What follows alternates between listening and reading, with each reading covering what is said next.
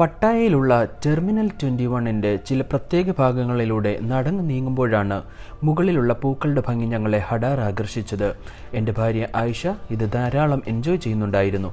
പക്ഷേ കണ്ണു മൊത്തം ബാഗുകളുടെയും ഡ്രസ്സിൻ്റെയും ബാക്കിലായിരുന്നു. റൂബി ഞങ്ങളെ ശല്യം ചെയ്യാതെ സൈഡിൽ കൂടെ നടന്നുകൊണ്ടിരുന്നു. ടെർമിനൽ 21 മാളിന്റെ ഉൾവശം ചില പ്രത്യേക രീതിയിലാണ് ഡിസൈൻ ചെയ്തിരിക്കുന്നത്. ഓരോ ഫ്ലോറും ഓരോ രാജ്യമായിട്ടാണ് അവർ ഡിസൈൻ ചെയ്തിരിക്കുന്നത്.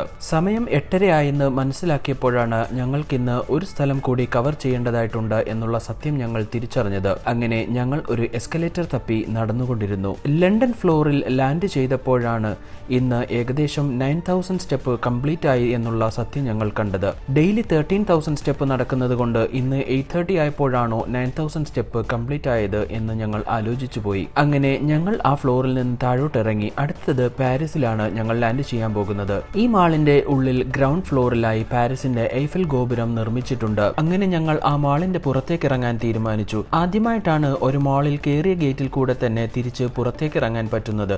സാധാരണ വേണമെന്ന് വെച്ചാൽ പോലും വളരെ പാടുപെടാറുണ്ട്. അങ്ങനെ അടുത്തതായി പട്ടായ വാക്കിംഗ് സ്ട്രീറ്റിലേക്ക് പോകാനായി ടാക്സി ബുക്ക് ചെയ്യാൻ ഞാൻ എൻ്റെ അടുത്ത ഫോൺ എടുത്തു. ഏറ്റവും റേറ്റ് കുറഞ്ഞ ടാക്സി ബുക്ക് ചെയ്യാൻ നോക്കുമ്പോഴാണ് 70 ബാത്തിന് കിട്ടുന്ന ടാക്സി എല്ലാം ബിസിയാണെന്ന് കാണിച്ചത്. അടുത്തതായി 100 ബാത്തിനുള്ള ടാക്സിയിലായി നോട്ടം. 100 ബാത്തിന്റെ ടാക്സിയും ഇപ്പോൾ കിട്ടത്തില്ല, കുറച്ച് കഴിഞ്ഞ് നോക്കൂ, അല്ലെങ്കിൽ അടുത്ത ടാക്സി നോക്കിക്കോളൂ എന്നവർ ആപ്ലിക്കേഷനിൽ കൂടെ കാണിച്ചു. അങ്ങനെ ഏകദേശം 150 തായ് ബാത്തിന് ഒരു വണ്ടി സെറ്റായി. ഡ്രൈവർ ഇതാ വന്നുകൊണ്ടിരിക്കുകയാണ്.